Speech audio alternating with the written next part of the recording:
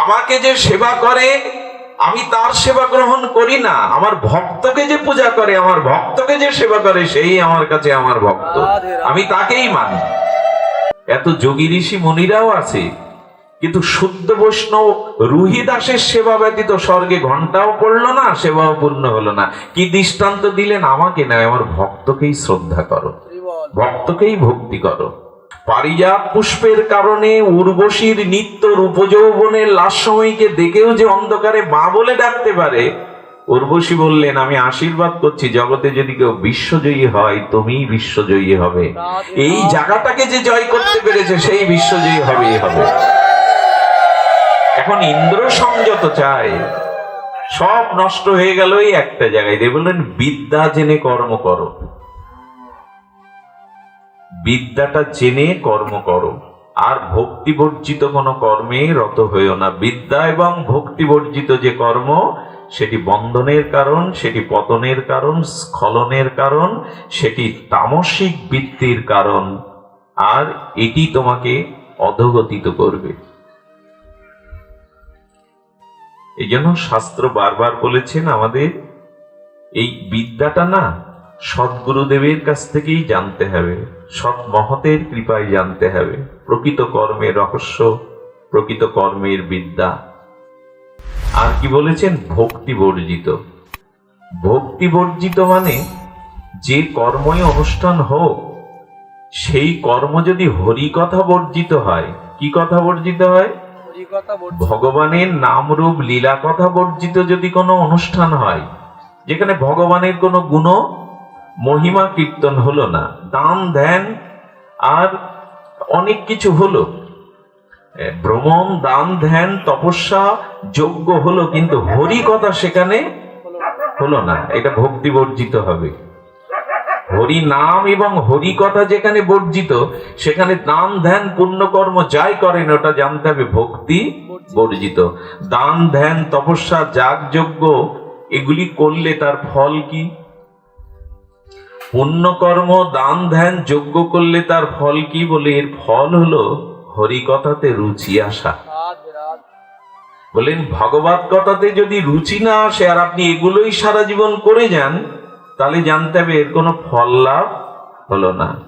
সবই পুংসং কি বলেছেন? বিশ্বাসকেন কথা সোজা ন উৎপাদায় যদি রতিং শ্রম এবহি কেবলম।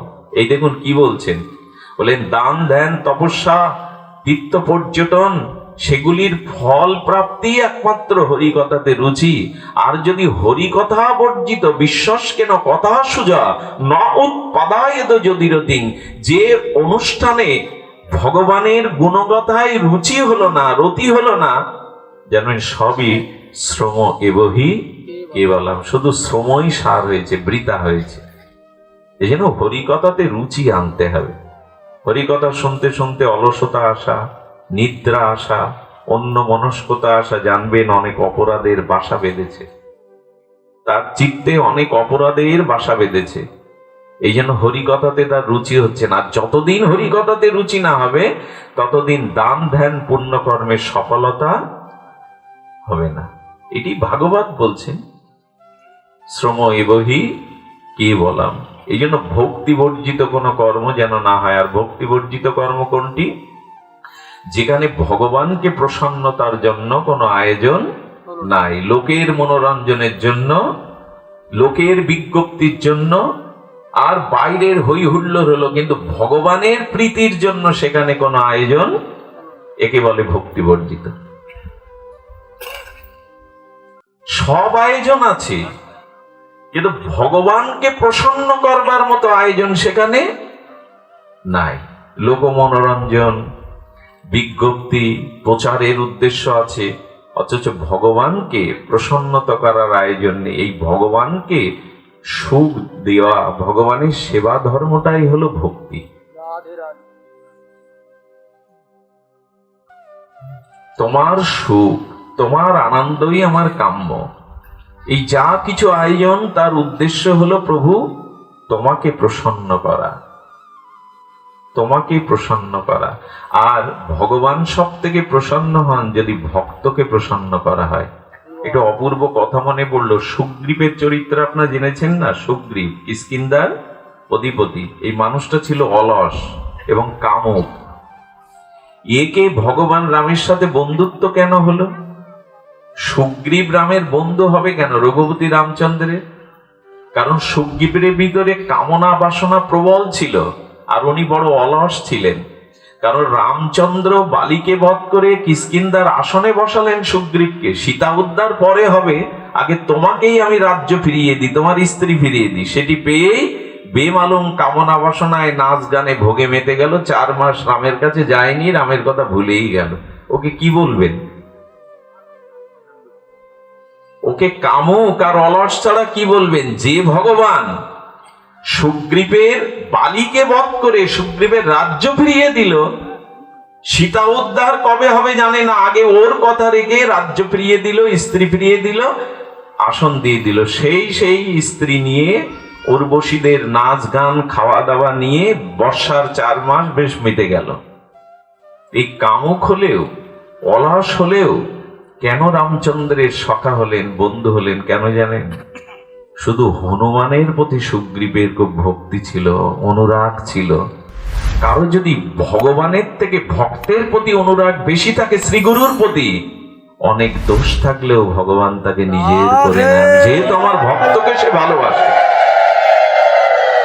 আমাকে যে পূজা করে সে আমার পূজক নয়, আমাকে যে সেবা করে আমি তার সেবা গ্রহণ করি না। আমার ভক্তকে যে পূজা করে, আমার ভক্তকে যে সেবা করে, সেই আমার কাছে আমার ভক্ত, আমি তাকেই মানি।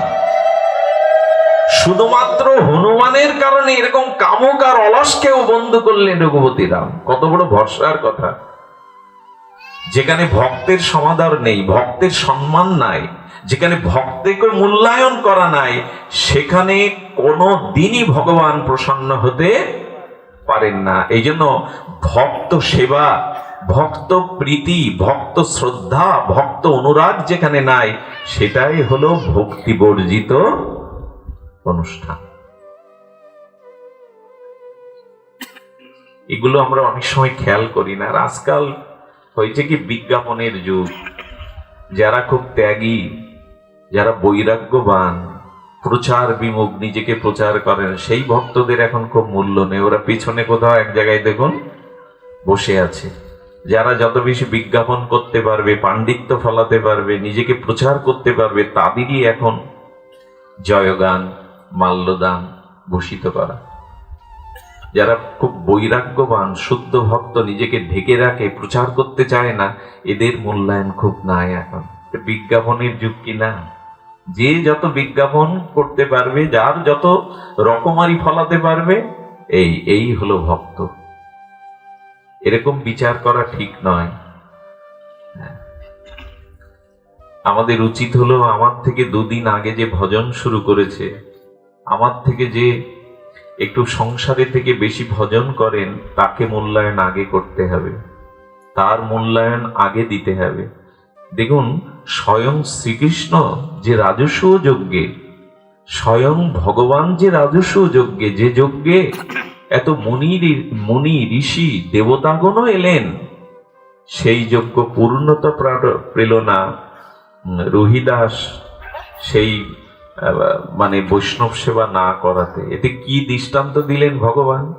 কি বোঝালেন? আমি স্বয়ং কৃষ্ণ আছি উপস্থিত, এত যোগী ঋষি মুনিরাও আছে, কিন্তু শুদ্ধ বৈষ্ণব রুহিদাসের সেবা ব্যতীত স্বর্গে ঘন্টাও পড়লো না, সেবাও পূর্ণ হলো না। কি দৃষ্টান্ত দিলেন? আমাকে নয়, আমার ভক্তকেই শ্রদ্ধা করো, ভক্তকেই ভক্তি করো। অহং ভক্ত পরাধীন, আমি ভগবান ভক্ততেই বশীভূত। এই জন্য যেখানে ভক্তের সমাদর, ভক্তের পূজা আর ভক্তের প্রীতি নাই, ভগবান বলছেন ওটা ভক্তি বর্জিত অনুষ্ঠান। আপনাদের কি বলবো, এখন নামযজ্ঞে দেখবেন অনুসন্ধান অফিস করে, তাই না? আগে এরকমটা ছিল না। এখন নামযজ্ঞ করতে গেলে ভিআইপিদের জন্য একটা অনুসন্ধান অফিস করে কিনা। ওইখানে দেখবেন বাজারে খুব উন্নত জলগুলো, মাম ফ্রেশ জলগুলো, ফলটলগুলো সাজিয়ে রাখে, এবং তারা এলে খুব জোরে জোরে ফুল ছড়ানো হয়, তাদের নামে স্লোগান দেয়া হয়, কিন্তু এক কাঙাল দরিদ্র নিষ্কিঞ্চন বৈষ্ণব, যিনি প্রসাদ ভোজী, লক্ষ্য নাম করেন, সে মানুষটা এলে আমরা তার দিকে অভিবাদন মাল্যদান করি না। এইগুলো হলো বর্তমান জগতের কি বলবো, ভক্তিবর্জিতই কর্ম। একজন সমাজপতি এলেন, তাকে অবশ্যই সম্মান করতে হবে, সম্মানের অধিকারী সে। এখানে যদি একজন সমাজপতি কেউ আসেন, জনপ্রতিনিধি আসেন, অবশ্যই তাকে মান্যতা দিতে হবে, অবশ্যই তাকে সংবর্ধনা দিতে হবে। সেই সাথে সাথে যারা ভক্ত আসে তাদেরকেও মান্যতা দিতে হবে। কিন্তু আজ এগুলো করা হয়। সব থেকে দুঃখের বিষয় কি জানেন, যোগ্য হচ্ছে যে কুঞ্জ ঘর, ওইখানে তো ঠাকুর সেবার জল লাগে, লাগে না? কুঞ্জ ঘরে ঠাকুর সেবার জল লাগে কিনা? ওখানে 8টা গ্লাসে দেয়া হয়, সেইখানে কলের জল এনে দেয়া হয়, আর অতিথিদের জন্য বাজারের ডিস্টিল ওয়াটার আনা হয়। এইগুলো না, এগুলো সূক্ষ্ম দৃষ্টিতে বিচার করবার সময় এসেছে।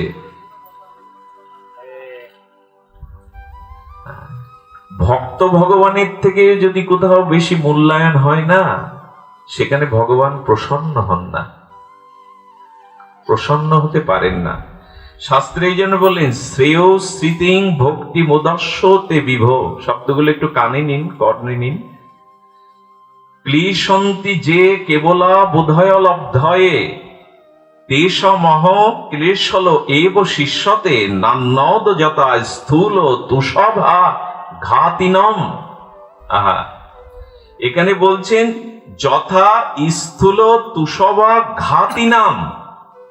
বলেন যাহার প্রসাদে অবুদ্ধয় অপবর্গ প্রভৃতি সর্ববিধ মঙ্গল লাভ হয়ে থাকে, হে বিভো, সেই ভক্তিকে পরিত্যাগ করে যারা কেবল জ্ঞান লাভ ক্লেশ স্বীকার করে, তোমার সর্বেসত্ব অস্বীকার করে যারা কেবল আত্মজ্ঞান লাভের চেষ্টা করে, তাদের কিছুই লাভ হয় না, নিজ সত্তা মাত্রই অবশিষ্ট থাকে, তাদের কিছু সঞ্চয় হয় না।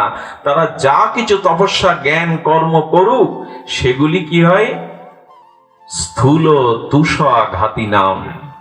সারাদিন যদি আপনি তুষকে আঘাত করেন, ঘাত প্রতিঘাত করেন, অটোমিলে তুষ, তাহলে তার দ্বারা চাউল পাওয়া যাবে না। সারাদিন হাত পা গা ব্যথা হবে, বৃথা হবে। অটোমিলে তুষ দেখেছেন তো? কেউ যদি চাউল পাওয়ার আশায় ওগুলো মাড়াই করে, ঘাত প্রতিঘাত করে, ওতে চাউল পাবে? তার দেহটাই শুধু, হাত পা শুধু বৃথা হবে। তেমনি বলছেন শ্রেয় স্মৃতিং ভক্তি মোদস্যতে বিভ। তুমি যতই জ্ঞান কর্ম আয়োজন যাগযজ্ঞ করো, যদি ভক্তি বর্জিত হয়, তবে তুষ ঘাত প্রতিঘাত করার মতো সেটা বৃথা ব্যথা মাত্র হবে। কি অপূর্ব সিদ্ধান্ত দিচ্ছেন! যথা স্থূল তুষ আঘাতী নাম। তুষ আঘাত করলে, আমি কতদিন একবার বলেছি যে দেখুন, বালি মাড়াই করলে তেল পাওয়া, সিলেটের বালি বলেন, মধুমতির বালি বলেন, মাড়াই করলে, কিন্তু পালিশ মাড়াই করলে এখন রাইস তেল বেরোয়, বেরোয় কিনা? তো বালি মাড়াই করলে তো পাওয়া যাবে, যতই চেষ্টা করেন বালির থেকে তেল বের করা যাবে না। তেমনি ভক্তি বর্জিত, হ্যাঁ, ভগবানের প্রসন্নতা বর্জিত, ভক্তি বর্জিত আপনি যে কর্মই করেন, সেই কর্মেও সারাৎসার ফল প্রাপ্তি হবে না। এই জন্য যাগ যজ্ঞ অনেক হচ্ছে, বর্তমান ধর্মের প্রচারের তরঙ্গ বইছে, কিন্তু ফল প্রাপ্তিটা কোথায়? আমাদের প্রকৃত মঙ্গলটা কোথায়? এই জন্য শাস্ত্রে বলছেন যে না, ভক্তিমুখ নিরক্ষক কর্মযোগ জ্ঞান। ঠাকুর মশাই মানে কবিরাজ কৃষ্ণ গোস্বামীর কি অনবদ্য শব্দ! ভক্তিমুখ নিরক্ষক কর্মযোগ জ্ঞান। আপনি যোগ অবলম্বন করলেন, কর্ম করলেন, আপনি জ্ঞানী হলেন, কিন্তু ভক্তিমুখী হয়ে জ্ঞানী হলেন না। ভক্তিমুখ নিরক্ষক, আপনি ভক্তির দিকে প্রসন্ন দৃষ্টি দিলেন না, জ্ঞানের দিকে কর্মের দিকে দৃষ্টি দিলেন, কিন্তু ভক্তি বর্জিত, ভক্তি নিরক্ষক মানে ভক্তিকে দর্শন করলেন না, ভক্তির দিকে দৃষ্টি দিলেন না। বললেন সেটা কি হবে? এই সব সাধনের অতি তুচ্ছ ফল। এত বড় সাহস দেখিয়েছেন কবিরাজ কৃষ্ণ গোস্বামী। যদি কর্মযোগ জ্ঞান ভক্তি নিরক্ষক না হয়, অর্থাৎ ভক্তিমুখী না হয়, তাহলে এই সব সাধনের অতি তুচ্ছ ফল কি ফল হবে? অতি শব্দ দিয়েছেন, অতি তুচ্ছ ফল। স্বর্গে গিয়ে কি করবে? ওটা অতি তুচ্ছ ফল। পুণ্য ফুরিয়ে গেলে আপনি দামি শেরাটন হোটেলে বা 5 তারা হোটেলে গেলেন, বয় আপনাকে এসে জিজ্ঞাসা করে স্যার কিছু লাগবে, একবার সঙ্গে সঙ্গে আপনার সেবার কি পরিপাটি, কিন্তু মানি ব্যাগে যদি টাকা বা ডলার না থাকে, পরের বেলায় আর বলবে তো স্যার কি লাগবে? বলে আপনি সিট খালি করুন। তো স্বর্গপ্রাপ্তি ওই রকম, পুণ্য যতদিন আছে ততদিন আপনার খাতির আছে, যেই পুণ্য শেষ গলা ধাক্কা দিয়ে বের করে দেবে, যা বেটা তোর পুণ্য শেষ। এসব ফলগুলো তুচ্ছ বলেছেন। তুচ্ছ বলা ঠিক না, স্বর্গপ্রাপ্তিও সহজে হয় না, কিন্তু তুচ্ছ বলেছেন ভক্তির কাছে, ভগবানের চরণে ভক্তির কাছে এই স্বর্গপ্রাপ্তি অতি তুচ্ছ। ভক্তির কাছে, ভক্তির কাছে এগুলি কে বলছেন? এই সব সাধনের অতি তুচ্ছ ফল, কৃষ্ণ ভক্তি বিনা তা দিতে নারে বল। এই দেখুন, কর্ম যোগ জ্ঞান তপস্যা কি বলছেন? কৃষ্ণ ভক্তি বিনে তাতে দিতে নারে ফল। যদি কর্মযোগ জ্ঞানের সাথে ভক্তিযুক্ত না হয় তাহলে তা ফল দিতে সমর্থ নয়। কেউ যদি বলে বন্ধা নারীর পুত্র অমুককে চড় মেরেছে, কথাটা বিশ্বাসযোগ্য? বন্দা নারীর পুত্র অমুকের গালে চড় মেরেছে, কথাটা মেনে নেবেন? কারণ বন্দা নারীর পুত্রই তো হয়নি, তো চড় মারবে কাকে? তেমনি ভক্তিবর্জিত কর্মযোগ জ্ঞান এটিও বিশ্বাসযোগ্য, কারণ ফল দেবে ভক্তি, ফল দেবে ভক্তি। আচ্ছা, একটা আম বৃক্ষ, এখন তো আমের সময় অমৃত, একটা আম বৃক্ষ, তার শিকড় আছে, ব্রাহ্ম বৃক্ষের গুড়িটা আছে, শাখা প্রশাখা আছে, পাতা আছে, তো এইগুলোর থেকে আমের যে অমৃত রসালো রস পাওয়া যাবে? গোড়া থেকে, শিকড় থেকে, শাখা থেকে, পল্লব থেকে পাওয়া যাবে? কিন্তু ওর থেকেই যখন ফলটা ধরলো আমটা, ওটা আস্বাদন করলে অমৃত রস পাওয়া যাবে। তবে জ্ঞান কর্ম যোগ হলো এই আমের বৃক্ষ, আর ভক্তি হলো রসালো ফল, যেটা আস্বাদন করলে আনন্দ পাওয়া যাবে। দেখুন, কর্মযোগ জ্ঞান তুচ্ছ বা এড়িয়ে যাওয়ার বিষয় নয়, কিন্তু কর্মযোগ জ্ঞানকে হতে হবে ভক্তি নিরক্ষক। আচ্ছা, আম গাছ রোপণ করলেন, আম গাছ মহিরু হলো, বিরাট হলো, কিন্তু আম হয় না, রেখে দেবেন বাড়িতে? রেখে দেয় কি বাবা? আচ্ছা, খেজুর গাছের গুড়ি কিন্তু রস দেয় না, সেগুলো এসে চাষ দেয়, কিন্তু পাজায় বেচে দেবে 30 টাকা হাতে, ও আর ভিটের উপরে। রসটাই তো মুখ্য, আম গাছের আমটাই তো মুখ্য। তাই শাস্ত্রকার বোঝাতে যাচ্ছেন ভক্তিমুখ নিরক্ষক কর্মযোগ জ্ঞান। কর্মযোগ জ্ঞান থাকতে হবে, কর্ম ছাড়া কেউ ক্ষণকালও বাঁচতে পারে না, গীতায় ভগবান বলেছেন। তো কর্ম করো, জ্ঞানও চাই জগতে চলতে গেলে, আর কর্মযোগ জ্ঞান সব চাই, কিন্তু ভক্তি মুখ নিরক্ষক যেন হয়। কারণ আম গাছ লাগিয়ে যদি রসালো আম না পাওয়া যায়, তাহলে ওই গাছের গুড়িতে পাওয়া যাবে না রস। ভক্তি হলো রসময়, ভক্তি হলো আনন্দময়। লক্ষ্যটা যেন, বৃক্ষ রোপণ করে মানুষের লক্ষ্য থাকে তো ফলের দিকে, নাকি বাবা? ফসল রোপণ করে এত কষ্ট করে, লক্ষ্য থাকে কোন দিকে? তেমন তুমি জীবনে যা কিছু কর্মযোগ তপস্যা করছো, লক্ষ্য যেন থাকে ভক্তির দিকে। আমরা এই দিক থেকে দূরে সরে আসছি। আর ভক্তি মানেই কিন্তু, আমি বারবার বলছি, ভক্তি মানে যার দ্বারা ভগবানকে প্রসন্নতা দেওয়া যায়। সেই চিরদিনের কথা আপনারা জানেন, এ কথা আপনাদের সকলের জানা। দেখুন, ভক্ত প্রেম পর্যন্ত ছেড়ে দেয় ভগবৎ সুখের জন্য। কি ছেড়ে দেয়? প্রেমানন্দ যদি সেবানন্দে বাঁধে, আহা, প্রেমানন্দ যদি সেবানন্দ বাঁধে, সেই প্রেমানন্দ ভক্তের হয় মহাক্রোধে। আচ্ছা, প্রেমের প্রতি কারো ক্রোধ হয়? মানে জাগতিক প্রেম বলছি না, ভাগবত প্রেম। সাধন ভজনের লক্ষ্য তো প্রেম পাওয়াই, তো প্রেমের প্রতিও ক্রোধ আসে। কার আসে? ভক্তের আসে। কেন আসে? কারণ ভক্ত চাই তোমার সেবা, তোমার সুখবিধান, তোমার আনন্দ। তো তোমার সেবা দিতে গিয়ে, তোমাকে আনন্দ দিতে গিয়ে যদি আমার প্রেম এসে পড়ে, আর সেই প্রেম যদি তোমার সেবা আনন্দের পথে বাধা হয়ে দাঁড়ায়, ওই প্রেম আমি চাই না, ওই প্রেমের গালেও সে চড় মেরে দেয়। এরকম কথা আমি জীবনে শুনিনি গো। প্রেম তো আনন্দময়, প্রেম সহজে পাওয়া যায় না। যোগী ঋষি মুনিরাও প্রেম পায় না যুগ যুগান্তর তপস্যা করে। সেই প্রেমকেও পর্যন্ত ক্রোধ করছে ভক্ত। কেন জানেন? প্রেম কেন এলি? আমার ভগবানের সেবায় যদি, তাকে আনন্দ দিতে যদি প্রেম তুই বাধা হয়ে দাঁড়াস, এই প্রেমের প্রতিও ক্রোধ আসে। দারুক বাতাস দিচ্ছে দ্বারকাধীশকে। কে দিচ্ছে বাতাস? দারুক। দ্বারকাধীশ গোবিন্দের সেবক। দারুক পাখা দিয়ে বাতাস দিচ্ছে শ্রী গোবিন্দকে, বিজন সেবা করছে।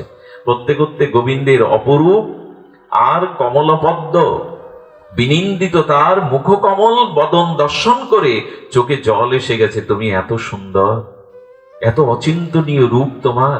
সেই প্রেম এসে ওর হাত কাঁপছে, চোখে জল এসে গেছে। তখন পাখাটা হাত থেকে পড়ে গেছে। সেবা দিচ্ছিল কার? শ্রী গোবিন্দেরই। কিন্তু প্রেম এসে গেল তার রূপমাধুর্য দেখে। এই প্রেম আসতে গিয়ে তার হাত কাঁপতে কাঁপতে চোখে জল এসে পাখাটা নিজের গালে চড় দিল। প্রেম কেন তুই সেবায় বাধা হয়ে দাঁড়ালি? এরকম কথা অনেক উচ্চ স্তরের কথা। সেবানন্দে যদি প্রেমানন্দ বাঁধে, সেবানন্দে যদি প্রেমানন্দ বাঁধে, সেই প্রেমানন্দ ভক্তের হয় মহা ক্রোধে। নিজের প্রেমের প্রতিও ক্রোধ করছে। কেন এলি তুই? কত উচ্চ স্তরে চলে গেছে অনুভূতি। নিজের প্রেমটাকেও বাধা দিচ্ছে। গোপীরা গোবিন্দের বদন দর্শন করতে করতে চোখে ঝাপসা হয়ে যেত, জল আসতো, সেই জলটাকে তিরস্কার করত। কেন এসে বাধা দিচ্ছিস? ভগবত দর্শনে প্রেমে চোখে জল আসলেও ঝাপসা হয়ে গোবিন্দ বদন দেখতে পেত না, তারা ধিক্কার দিত চোখের জলকে। এই জন্য কেউ কেউ আমার মতো আবেগতাড়িত পাঠ করতে করতে খুব কাঁদে।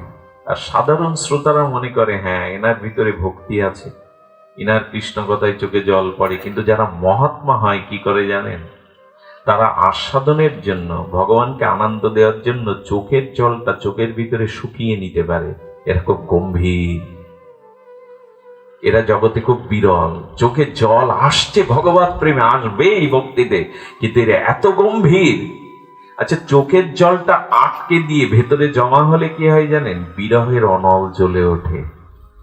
জল যদি কেউ ভেতরে প্রকাশ না হতে দিয়ে গম্ভীরাশয় হয়ে ভেতরে রাখে, ওটা বাষ্প হয়ে বিরহ অনল জেগে ওঠে। তার ভাষা আমার কাছে নাই। সেই বিরহ অনল এমন যে রাধারানী বলেছিলেন, কৃষ্ণ বিরহের কথা আমি যদি মুখ দিয়ে, নিঃশ্বাস দিয়ে, বাক্য দিয়ে প্রকাশ করি, অনন্ত ব্রহ্মাণ্ড পুড়ে ছাই হয়ে যাবে। আমি যদি কৃষ্ণ বিরহ কথাটা বাক্যের দ্বারা, ললিতা বলছেন রাধে কৃষ্ণ বিরহে তুই জর্জরিত, মনের মানুষের সাথে দুঃখের কথা বললে কিছুটা বুক হালকা হয়, তুই আমাদের বল না তোর বিরহের কথা। রাধারানী বলছেন কখনো শুনতে চাইবি না। আমার কৃষ্ণ বিরহকে আমি গম্ভীর হয়ে ভেতরে রেখে দিয়েছি, সেটা যদি বাক্যের দ্বারা, নিঃশ্বাসের দ্বারা একবার প্রকাশ হয়, অনন্ত ব্রহ্মাণ্ড পুড়ে ছাই হয়ে যাবে। কখনো জানতে কিভাবে ধরে রেখেছেন ভিতরের বিরহটা। এরা খুব গম্ভীর। তেমন ভক্তও কি করে? চোখের জলটা চোখেই শুকিয়ে ওটা বিরহ তাপে জমা রেখে দেয়, বাইরে সেবাতে যেন বিঘ্ন না হয়। প্রেমানন্দেও বাধা হয় ভক্তের, সেবানন্দ যদি বাধা পড়ে যায়। এই জন্য আপনাদের, হ্যাঁ, আমার মনে পড়ে একবার শ্রী গুরুদেব এসছেন এক জায়গায়। শ্রী গুরুদেবের, আপনাদের এই জন্য বলছি, একটু গুরুদেব তত্ত্বটা পরে বলি। বাসুদেব, মুকুন্দ, হরিদাস, গম্ভীরায় মহাপ্রভু আছেন। তো হরিদাস তো কখনো গম্ভীরায় যেতেন না, অনেক পিছনে মুখে তৃণ ধরে বসে আছে, অনেক পিছনে। মুখে কি ধরেছেন? তৃণগুচ্ছ। নিজেকে জ্ঞান করছেন আমি পশু, মহাপ্রভুর সামনে যাওয়ার যোগ্যতা নাই। মুকুন্দও বাইরে, কিন্তু বাসুদেব খুব ভালো কীর্তন করতে পারতেন। বাসুদেব গাম্ভীর্যের ভিতরে ঢুকে গেছে। যেই গেছে মহাপ্রভু প্রণাম করেছে, বাসুদেব ভজন কুশল তো? মুকুন্দ আসেনি, হরিদাস আসেনি? বলে প্রভু, ওরা দন্তে তৃণ ধরে আর গম্ভীরার অনেক দূরে মাথা নিচু করে বসে আছে। প্রভু কি করলেন জানেন? বাসুদেবের সাথে বাক্যালাপ ত্যাগ করে আগে ছুটে এসে মুকুন্দকে জড়িয়ে ধরলেন। আরো দূরে গিয়ে হরিদাসকে বুকে জড়িয়ে ধরতে যাবেন, হরিদাস দণ্ডবশত তো জড়িয়ে ধরতে দেন না, তৃণও ধরেছেন। আমার কি মনে হয় জানেন, যেসব ভক্ত অনুষ্ঠানে পরে এসে আগে সামনে বসতে চায়, অনেকেই আছে লোকের গায়ে ঠেলা দিয়ে লোকের গায়ে পা লাগছে, আমি তো বড় ভক্ত, আমাকে তো সামনেই যেতে হবে। আরে তুমি ভক্ত হলে তোমাকে হাত ধরে টেনে আনুক সেটা অন্য কথা, তুমি ভক্ত, তুমি সামনে ভাগবত প্রকাশ হবে। কিন্তু কোনোদিনের জন্য এরকম একটা শান্ত পরিবেশে আমি যত বড়ই ভক্ত হই, কেন ঠেলা দিয়ে লোকের গার ওপর পা দিয়ে সামনে এসে বসার কোনো যুক্তি নেই। মহাপ্রভু কি শুধু সামনে বসে তাদের দেখে, পেছনে যারা তাদের দেখে না? ভগবানের দৃষ্টিকে অত সংকীর্ণ যে পেছনে কে আছে দেখে না? এই কথা এই লীলাতেই প্রমাণ হলো। ভক্ত যত দূরে এই দন্য নিয়ে বসে থাকুক, ভগবানের দৃষ্টি আগে তার দিকে যায়, তার দিকেই প্রভু আগে করুণার দৃষ্টি দিয়ে দেন। বৃন্দাবনে দেখেছি, রাধাকুণ্ডে দেখেছি, বড় বড় মহাত্মা পাঠ হচ্ছে ভেতরে, তার ভেতরে গিয়ে লোককে সরো, আমি মহাত্মা এরকম না, রাস্তার ধুলোর উপরে বসে বসে পাঠ শুনছে চোখ বন্ধ করে, রাস্তার উপরে বসে। মহাপ্রভু খুব খুশি হন, আরতি হচ্ছে আমি সবার ঠেলে আগে গেলাম, আর পঞ্চপত্রের আরতিটা আগে আমার মাথায় ছোঁয়াও, আমি বড় ভক্ত, আমি পাঠক।